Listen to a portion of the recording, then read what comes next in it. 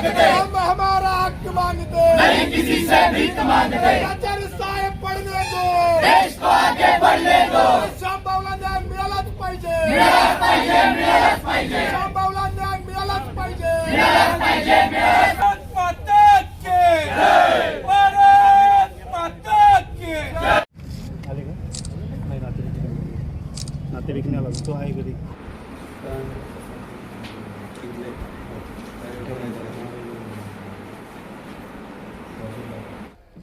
मी या संस्थेचा अध्यक्ष आहे.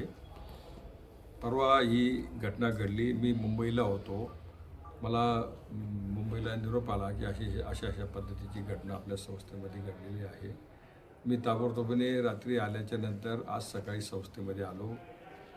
सकाळपासून या सगळ्या बाबतीमध्ये मी चौकशी करतो आहे आणि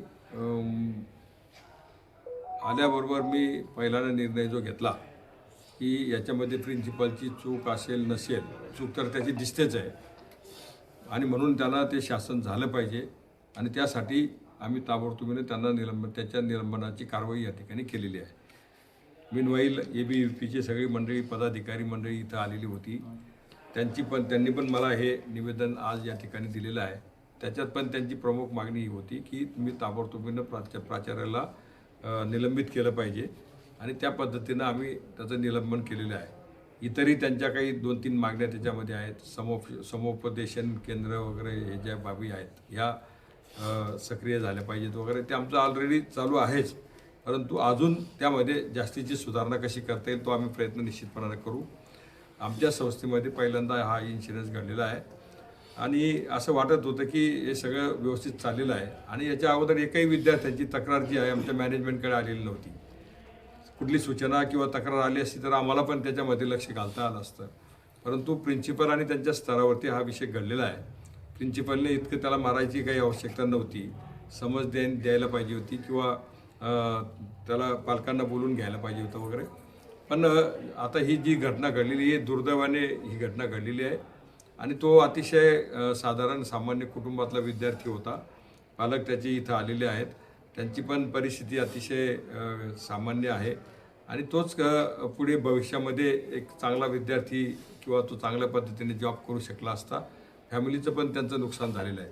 परंतु ही जी घटना घडलेली आहे याच्यासाठी पोलीस प्रशासन पण चौकशी त्यांच्या पद्धतीने करणार आहे आणि आम्ही जो काही निर्णय घ्यायचा होता निलंबनाचा तो घेतलेला आहे. विद्यार्थ्यांना काय आव्हान करणार तुम्ही? विद्यार्थ्यांना आम्ही आता सर्वच विद्यार्थ्यांना या ठिकाणी असं आवाहन करतो आहे की तुम्हाला प्राध्यापक किंवा प्राचार्याच्या संदर्भामध्ये ज्या काही तक्रारी असतील, तुम्हाला सूचना करायच्या असतील, इथं मी अध्यक्ष म्हणून असतो किंवा प्रफुल्ल इथं खजिनदार म्हणून असतो, विशालदादा या कॅम्पसचं इन्चार्ज म्हणून इथं कामकाज बघत असता.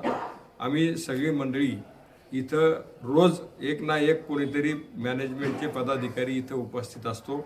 आमच्याकडे यानंतर कुठल्याही विद्यार्थ्यांनी येऊन सूचना केली पाहिजे, त्यांची तक्रार केली पाहिजे आणि त्या पद्धतीनं वेळोवरती त्याचा बंदोबस्त करता येईल. नमस्कार. जी परवा दुर्दैवी घटना देवकर फार्मसी कॉलेजच्या एका विद्यार्थ्याने स्वतःचा जीव संपवून जी दुर्दैवी घटना घडलेली आहे आणि त्यामध्ये त्याने चिठ्ठीमध्ये असा उल्लेख केला होता की प्राचार्याने जी मला मारहाण केली, माझी चूक नसताना मला मारहाण केली आणि त्यामुळे एकूणच विद्यार्थ्यांसमोर, शिक्षकांसमोर माझी जी स्थिती झाली त्याच्यामुळे कुठेतरी माझं मानसिक खच्चीकरण झाल्यामुळे मी ही आत्महत्या करतोय. जसंच विद्यार्थी परिषदेच्या हे लक्षात आलं आणि इतर विद्यार्थी समूहाच्या हे लक्षात आलं तर एक सामान्यतः एक तीव्र रोषाची भावना या सर्व विद्यार्थ्यांमध्ये होती. म्हणून आज विद्यार्थी परिषदेने इकडे जे महाविद्यालय प्रशासन आहे, संस्था आहे, त्यांना एक प्रश्न विचारण्यासाठी, त्यांची याच्यावर मागणी करण्यासाठी विद्यार्थी परिषदेने इकडे आज विद्यार्थी स्वाभिमान आंदोलन असं केलं होतं. कुठेतरी विद्यार्थ्यांच्या स्वाभिमानाला ठेस पोचते या म्हणून हे आंदोलन करण्यात आलं होतं. यामध्ये आपण प्रमुख 4 मागण्या केल्या होत्या.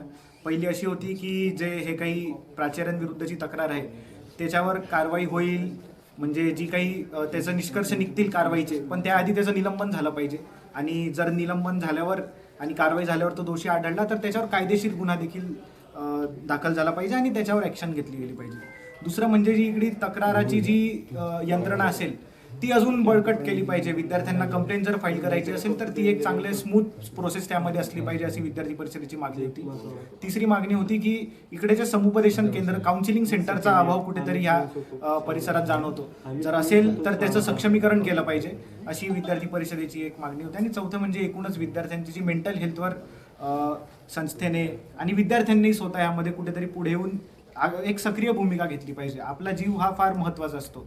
अशा कुठल्याही घटनेने किंवा याने खच्चीकरण न होता किंवा आपल्या मानसिकरित्या न दुखावता कुठेतरी आपण पण स्ट्रॉंग झालं पाहिजे. म्हणून मेंटल हेल्थ अवेअरनेससाठी विविध उपक्रम या संस्थेमध्ये राबवण्यात यावे. विद्यार्थ्यांनी त्याला चांगलं सहकार्य करावं, अशी प्रमुख काही मागण्या आम्ही केल्या होत्या.